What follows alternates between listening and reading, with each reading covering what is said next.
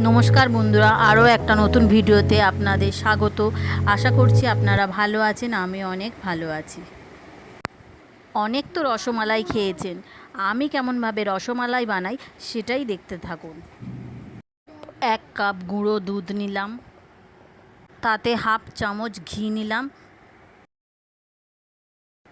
আর 1/4 ভাগ baking soda নিলাম।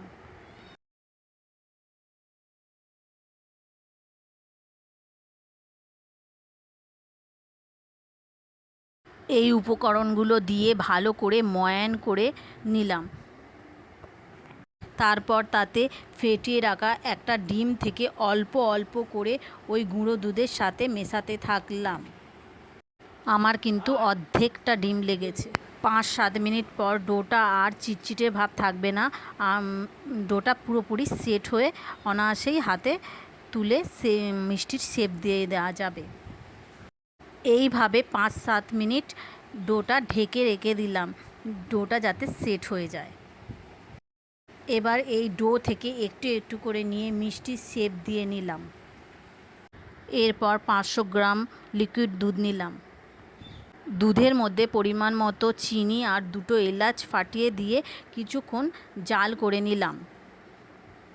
তারপর দুধটা ফুটে ফুটে কমে গাঢ় হয়ে গেলে তার মধ্যে গড়ে রাখা মিষ্টিগুলো দিয়ে দিলাম।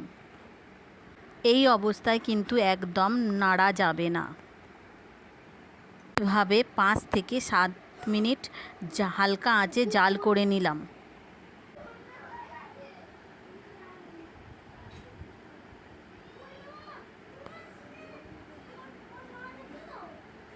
7 মিনিট পর ফিরে আসছি।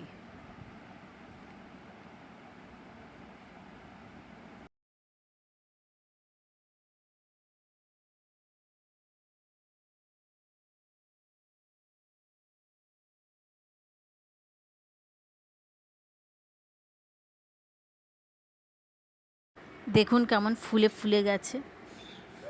তারপর নামিয়ে নিলাম।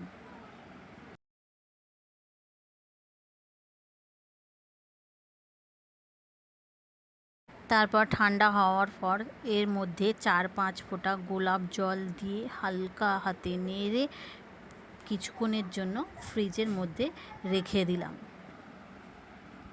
আমি প্রায় 4 ঘন্টার মতো ফ্রিজে রেখেছিলাম।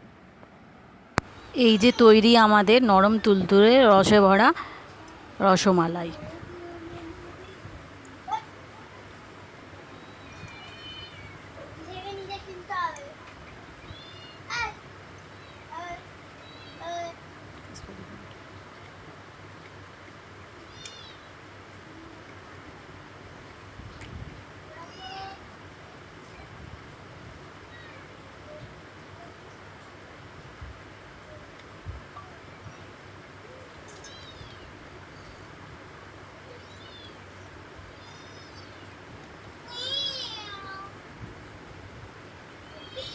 আপনাদের ভালো লেগেছে। দেখা হচ্ছে আরও একটা নতুন ভিডিও নিয়ে।